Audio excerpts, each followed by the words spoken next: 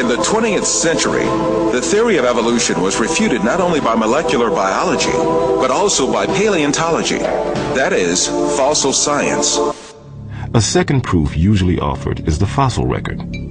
According to most biology textbooks, fossils show the gradual development of life from simple to complex over hundreds of millions of years.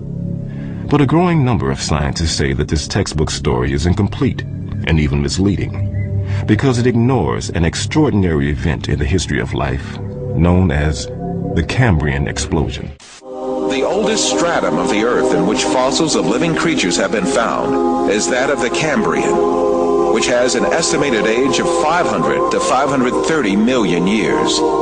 In strata older than the Cambrian, no fossils of any creatures except a few unicellular organisms are to be seen.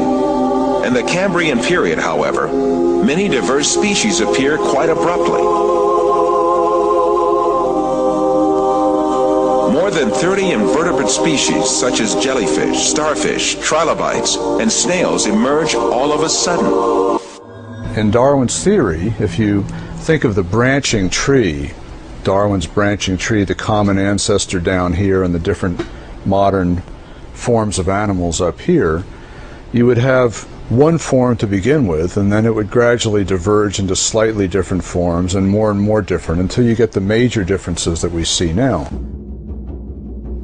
The problem with the Cambrian explosion is that all these major differences appear together at the same time, with no fossil evidence that they descended from this common ancestor. The article reported on cutting-edge research by Chinese scientist J.Y. Chen, an internationally respected paleontologist at the Nanjing Institute of Paleontology and Geology.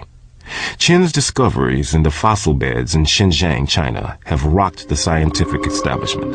Located in the province of Yunnan in southern China, Xinjiang has some of the world's best preserved fossils from the Cambrian era. Darwinism has maybe only telling a part story for evolution. According to Chen, the fossils he's discovered turn Darwin's tree of life upside down. Darwin's tree, reverse condition, very unexpectedly, our research is convincing major phyla starting down below at beginning of Cambrian. Base is wide, gradually narrow, so this is almost turned on different way. This situation refutes the theory of evolution for sure, because Darwin wrote in The Origin of Species,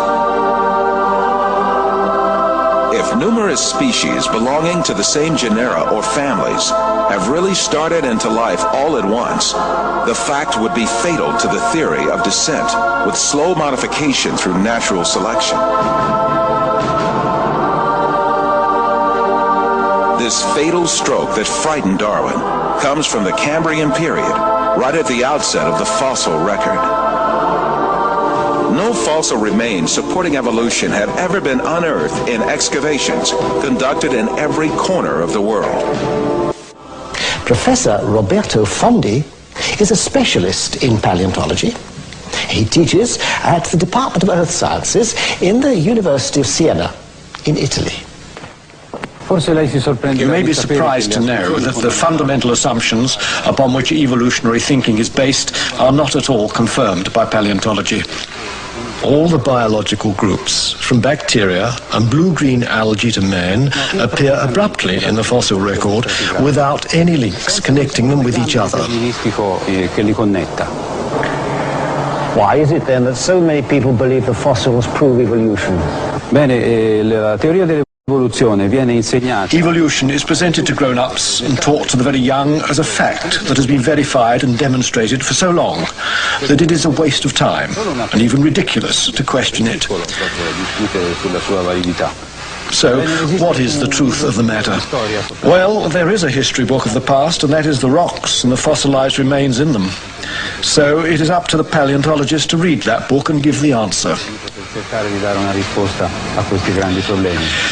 And what do you read in that book, Professor?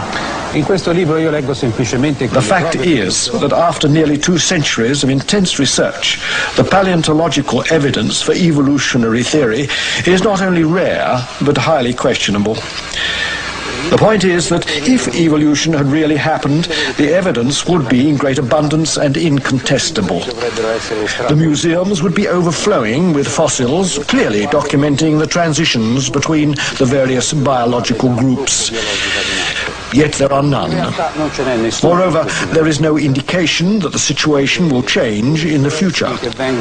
Those very few fossils which are claimed to show some kind of evolutionary link, such as the amphibians Ichthyostica and Simoria, the reptile Prognognathus, the bird Archaeopteryx, and the Australopithecine ape called Homo habilis, are very far from conclusive.